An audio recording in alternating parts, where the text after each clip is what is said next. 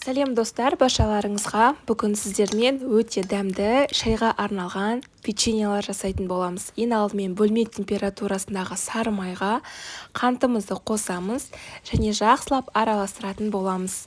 Егер сары майларыңыз бөлме температурасында болмаса, онда алдын ала пеште, яғни орыс тілінде айтқанда духовкада қыздырып алуларыңызға болады. Енді 3 жұмыртқамызды кезек-кезек салып отырамыз.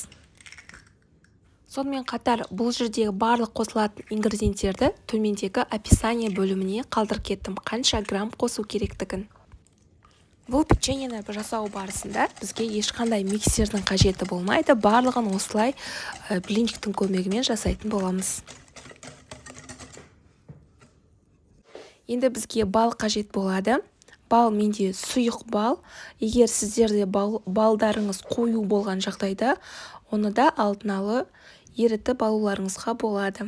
3 ас қасық қосамыз.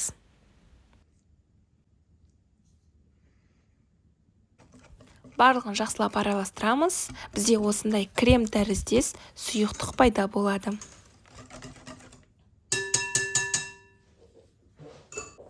Осындай бізге сетка қажет болады. Осы сетканың көмегімен ұнымызды өткізетін боламыз. Ұнды барлығымен бірден салмаймын, 2-ге бөліп салатын боламын. Достар, сонымен қатар бұл печеньені жасалу жолында төмендегі описание бөліміне тағы да жазумен де сіздерге түсіндіріп кеттім. Егер сіздерге видеода түсініксіз болған жағдайда, сол жерден жазуда оқысаңыздар болады.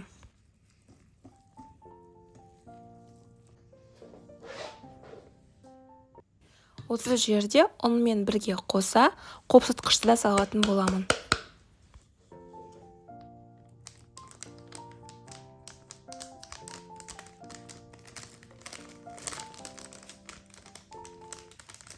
Енді қолымыздың көмегімен барлығын жақсылап араластыратын боламыз.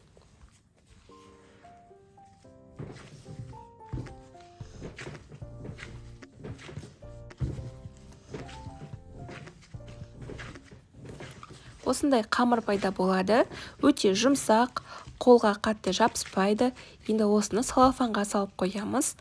Бөлек жерге ұн себетін боламыз. Осы ұнға біздің қамырымызды жаятын боламыз. Қамырды жайғанда жіңішке формада жаюға тырысыңыздар.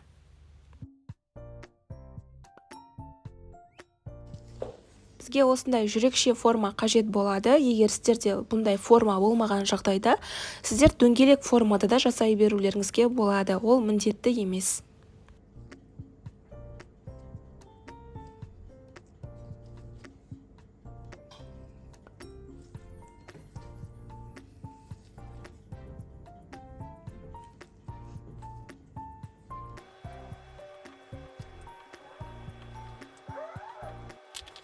Міне бізде осындай жүрекше формалар шықты, өте әдемі көрінеді көзге де. Енді осы кезде достар алдын ала пештерімізді қыздырып қоятын боламыз. 180 градуста шамамен 13 немесе 15 минутта пісіп шығады. Өздеріңіздің пештеріңізге қарай пісіресіздер. Негізі бұл печеньелар бізде өте тез піседі. Қалған қамырлармен мен тағы да басқа формада пісірдім. Сіздер де кез келген формада жасауларыңызға болады. Енді глазур жасайтын боламыз. Ол үшін бізге осындай Қазақстан шоколады мен сливке қажет болады. Екеуін духовкада қыздырып алатын боламыз. Осындай сұйықтық болу қажет.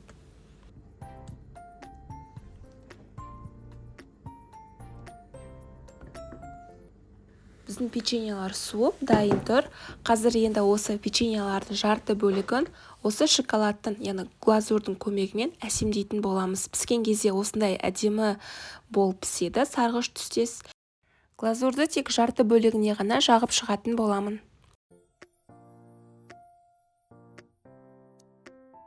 Бізде жаққан шоколадтарымыз ағып кетпес үшін арнайы осылай решетканың үстіне қойып қоямын. Және 1-2 сағатқа бөлек жерге қойып қойсаңыздар болады.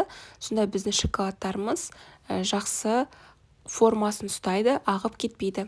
Міне достар, осымен біздің рецепт аяқталды. Сіздерге рецепт ұнады деген ойдамын. Егер ұнаса, міндетті түрде каналыма жазылып, лайк басуды ұмытпаңыздар, комментарийға өз ойларыңызбен бөлісуді ұмытпаңыздар. Алдағы уақытта қандай рецепттер күтесіздер, оны да жазуды ұмытпаңыздар. Сіздермен болған Арайлым.